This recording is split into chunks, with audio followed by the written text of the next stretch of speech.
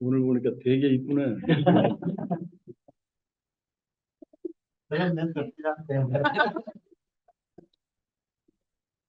네, 안녕하십니까. 저는 이미애 자매입니다.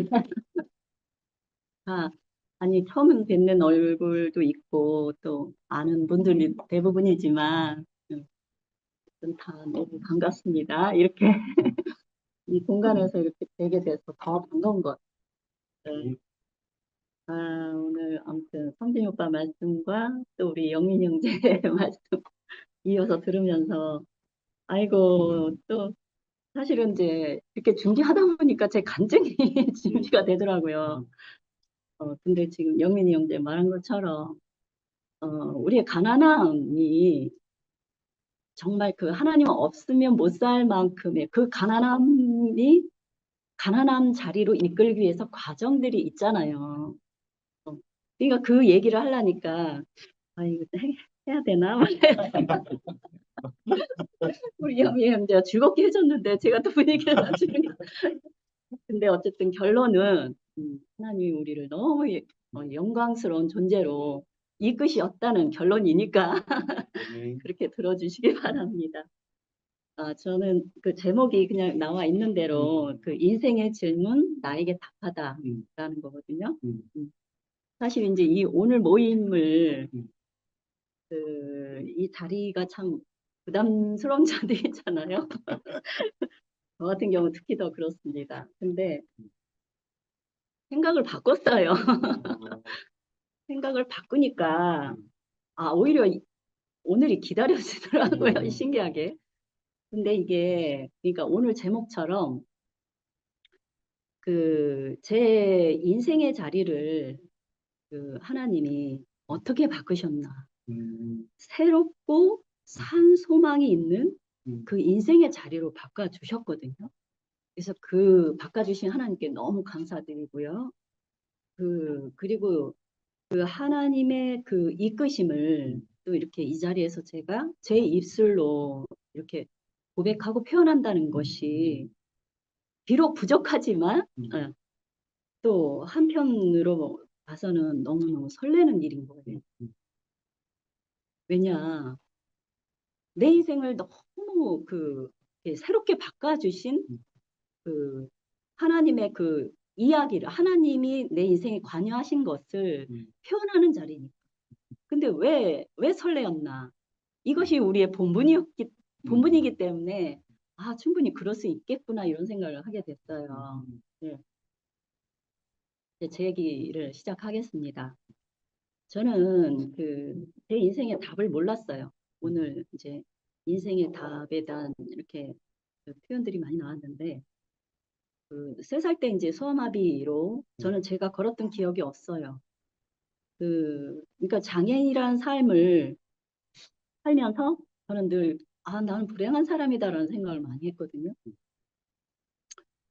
이제 어려서부터 그런 얘기를 왜 생각을 하게 됐냐면, 저희가 일남 사녀였고, 제가 이제 그 딸로 막내고, 아들이거든요. 밑에 동생이. 그러니까 집에, 아버지는 공무원이셨고, 또 엄마는 이제 농사를 지셨어요. 근데 크게 문제가 없어요. 저희 집안이. 두루두루 잘 이렇게 되어가는 집안인데, 항상 어떤 손님이 오시면 저희 엄마가 우리 집은 문제가 없는데 늘 미애 때문에 걱정이라 이제 그 얘기를 듣고 자라서 그런 것 같아요. 그래서 나는 참 불행한 사람이구나. 그리고 불행을 몰고 오는 사람이구나. 이제 이런 생각을 이제 하게 됐죠. 그래서 사실은 결혼도 안 하려고 했어요. 왜냐면 저 때문에 상대방도 불행해질까 봐 이제 그랬던 사람이거든요. 근데 어려서부터 늘 그리고 혼자 있는 시간이 많았어요. 엄마는 늘 농사일에 지쳐 계셨기 때문에 저는 이제 집안일을 엄마를 돕고 집안일을 많이 했거든요. 근데 엄마가 지쳐 있을 때마다 나는 엄마가 좋아하는 일을 찾아서 할 줄 아는 그러니까 철이 일찍 든 어린아이였어요. 엄마가 내가 뭘 해드리면 엄마가 저 피곤함이 씻겨질까? 아니면 저 입가에 웃음이 웃음을 지으실까 이런 생각을 했던 거죠. 예, 그러면서 이제 이렇게 나이가 먹고, 이렇게 이제 나이가 먹을수록 나의 답답한 마음이 이제 이렇게 시작이 되더라고요. 그게 이제 사춘기가 되는 것 같아요. 사춘기가 되면서 그 뭔지 모르게 나는 몰랐던 건데 내 안에 눌려있던 것들이 나오기 시작을 하는 거예요. 그게 이제 반항심 같은 게 생기기 시작합니다. 그렇게 일찍 철이 들었다 하는 아이가 사춘기가 되니까 제 마음을 제가 스스로 다스리지 못하겠어요. 반항이 나오는데 엄마한테 막 큰 소리도 지르고 막 대들고 그래서 엄마가 그 부엌에서 불 떼시다가 그 부직갱이를 갖고 나와는 저도 때리고 그러셨어요. 제가 이제 막 소리를 질러대니까 막 속상해서 그러셨던 거. 근데 어쨌든 그렇게 그 시절을 지내면서 난생 처음으로 나는 왜 살지? 오늘 질문에 대해서 이제 얘기를 했는데 하나는 이제 깊은 의문이 생기게 됐어요. 내가 왜 살고 있지? 라는 그런 나의 어떤 절박한 질문에 대한 그 답은 여전히 없었어요. 그, 그렇게 이제 시간이 흘러서 그 20대 초반쯤 이제 나는 아무 능력도 없고 또 희망도 없는 사람인데 그냥 하루하루 그냥 살아갈 뿐이었는데 저희 아버지가 그 막내 딸이 이제 애처로우니까 얘가 어떻게 살 길을 하나 좀 만들어 해줘야 되겠다 이제 이 생각을 하신 게 싱크 가게를 차려주셨어요. 그 면소재재. 그러면서 이 가게를 하면서 그 네가 살아가는 터전으로 삼아라. 어. 그러면서 이제 차려주셨는데 저는 이제 늘 혼자 있는 시간도 많았고 어, 그 평소에 이제 많은 사람들을 단체 생활을 못 해본 사람이거든요, 제가. 그래서 사람들을 겪어보지 않았기 때문에 나로서는 그 사람을 상대로 하는 이 가게가 저한테는 이제 이걸 운영하는 것이 엄청 힘든 일이었어요. 이제 그것도 이제 기사까지 부려가면서 스물한 살에 근데 그게 저는 너무 힘들고 제 적성에도 안 맞고 근데 그때부터 그 하나님은 제 인생에 그 적극적으로 개입을 하셨던 것 같아요. 그때부터 이제 그 운명처럼 아니죠. 그 가게를 하면서 운명처럼 그곳에서 그 아이들 아빠를 만난 거거든요. 그 가게를 안 했더라면 나는 여전히 집안에만 있었을 테고 세상에 나라는 사람이 이렇게 드러나지 않았을 거거든요. 근데 그때 이 사람을 만났고 그러니까 어떻게 보면 육신적으로 먹고 살기 위해서 일을 시작한 건데 하나님의 뜻은 달랐던 거 이제 알게 된 거죠. 그래서 우리 그 아이들 아빠를 만나게 되면서 그 하나님의 일하심이 이제 시작이 됐다는 생각이 들었어요. 결국 큰 아이 출산을 앞두고 그 육아 때문에 이제 가게를 접게 되면서 그 부모님이 이제 집을 사주셨거든요. 이제 결혼을 하면서 이제 그 집에서 이제 가게를 접고 이제 집에 들어가 그 사람이 아이들 아빠가 참 착한 사람이었어요. 착하고 참 그 다정한 사람이었는데 그 남편이랑 행복한 이제 결혼 생활이 시작이 됐습니다. 그러니까 그 5년 터울로 이제 둘 아이를 낳는데 그 우리 아들 범구가 이제 태어났고 처음에 이제 우리 청아 딸이 태어났고 범구가 태어났고 그래서 범구가 이제 겨우 3살 때 남편은 이제 어, 하룻밤 사이에 세상을 떠나고 말았습니다. 나는 정말 이 알 수 없는 현실 앞에 정말 모든 것이 무너졌고 이제 혼자 앉아서 이제 눈물만 흘렸거든요. 네. 근데 참 이 복음이라는 게요. 예, 정말 김철 목사님도 말씀하셨던 것이 어찌할 수 없는 절망 속에서 우리에게 하나님이 새 일을 시작하시는 거라는 거죠. 그러니까 그 절망이 왜 있었나? 하나님의 일을 시작하시기 위해서 있었더라고요. 이게 지나고 보면 그것이 참 요즘 성령 얘기를 많이 하는데 그 주님의 이끄심이었고 또 성령의 도우심이었다는 생각이 들거든요. 그게 뭐냐면 하나님께서는 나에게 또 다른 계획을 갖고 계셨던 거예요. 그리고 어, 이런 말씀이 있더라고요. 고개를 들어라. 너는 고개를 들어라. 그리고 어깨를 펴라. 너는 내 아들이다. 이렇게 이제 하시는 주님의 말씀과 또 이제 이끄신 주님의 손길이었고 이런 생각이 들었어요. 저에게 하나님의 부르심은 먼저 애굽을 떠나는 거였어요. 33살에 이제 남편과의 생이별을 한 이후에 하나님께서 아브라함을 불러내셨잖아요. 근데 아브라함을 불러내신 게 고향과 친척과 아버지 집을 떠나 너는 내가 내게 지시하는 곳으로 가라 하셨잖아요. 근데 이 말씀이 내게 하시는 말씀으로 들렸어요. 그래서 나는 남편이 떠난 이후로 여기 대구에 오기까지 사실은 이제 6번을 이사를 했는데 8살 먹은 딸과 3살 먹은 이제 아들을 이끌고 이제 이사를 다녔어요. 근데 이사를 다니면서 계속 본토와 친척과 아비집, 부모님이 계신 그곳을 계속 멀리 가는 거예요, 멀리. 그러니까 그게 무슨 용기가 있어서 제가 그랬는지 모르겠어요. 오죽하면 엄마가 너 이러다가 나중에는 저 바다 건너 제주도로 가겠다 이랬어요. 이제 그 정도로 이제 엄마는 많이 서운해하셨던 거죠. 그러니까 부모 곁을 떠나게 되면서 그것이 이제 그런 마음이 왜 생겼지?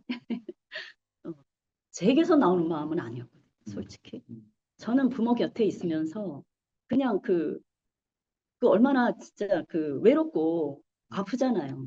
그리고 아이 둘을 키운다는 건 내가 감당하기 힘든 건데 그거와 전혀 상관없이 계속 저를 이끄셨다는 거죠.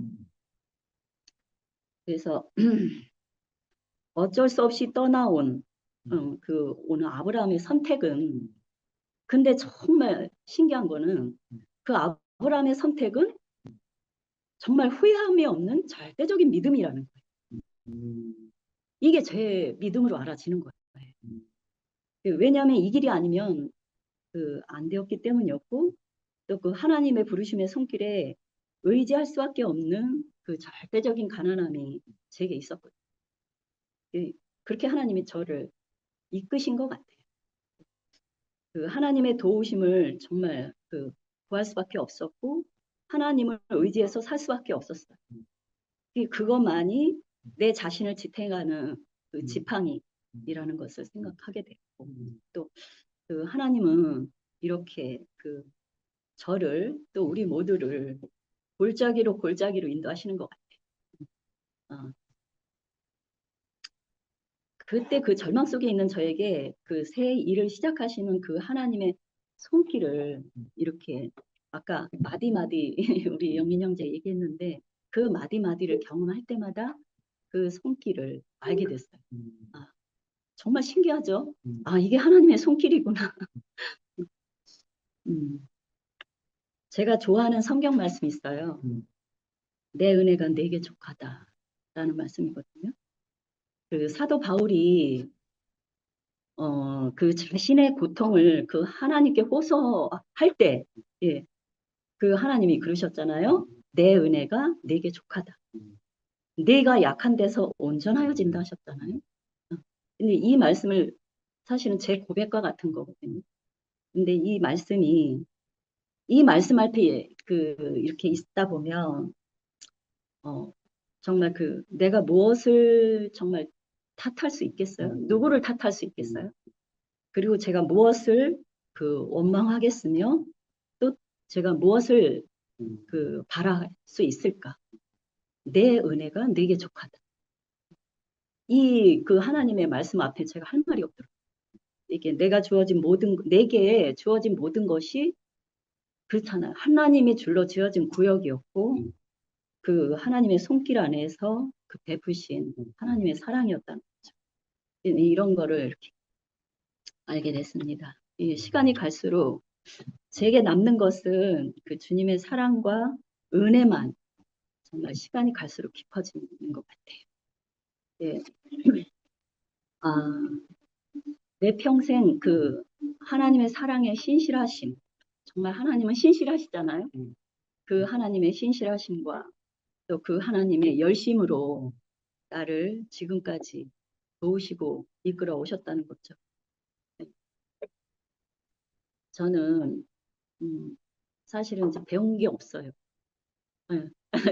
그래서 제가 이제 능력이 없다는 말을 한 거고, 근데 이제 결국은 또 배운 게 없지만 또 다른 어떤 능력을 제가 가질 수 있는 여건도 안 됐고, 그래서 그 가능성도 없고 소망도 보이지 않을 때 요즘 김 목사님 늘 그 얘기 하시잖아요.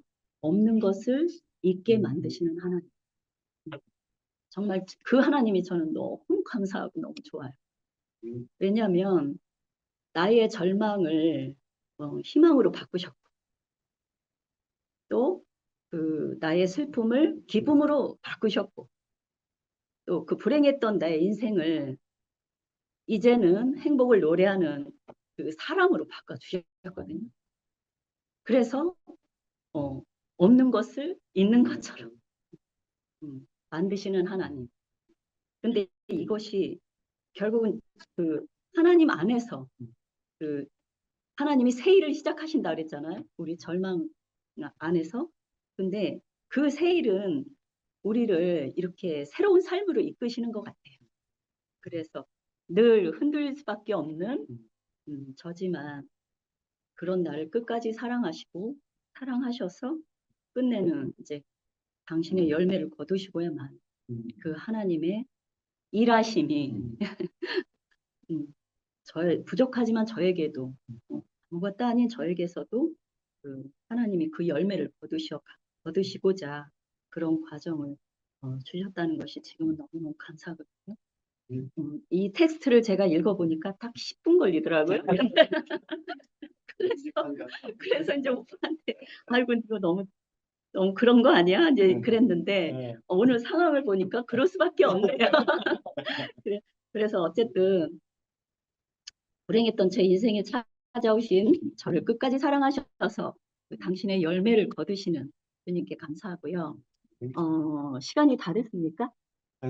아, 그러면 제가 찬양을 준비해서 네, 제 간증을 그냥 간략하게 요약해서 네, 말씀을 드렸고요. 그 주의 은혜라는 노래로 네, 마무리 하겠습니다. 네.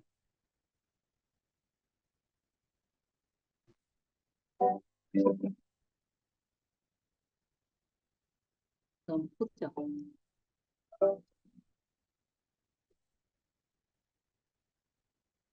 네, 가사의 은혜 받으세요.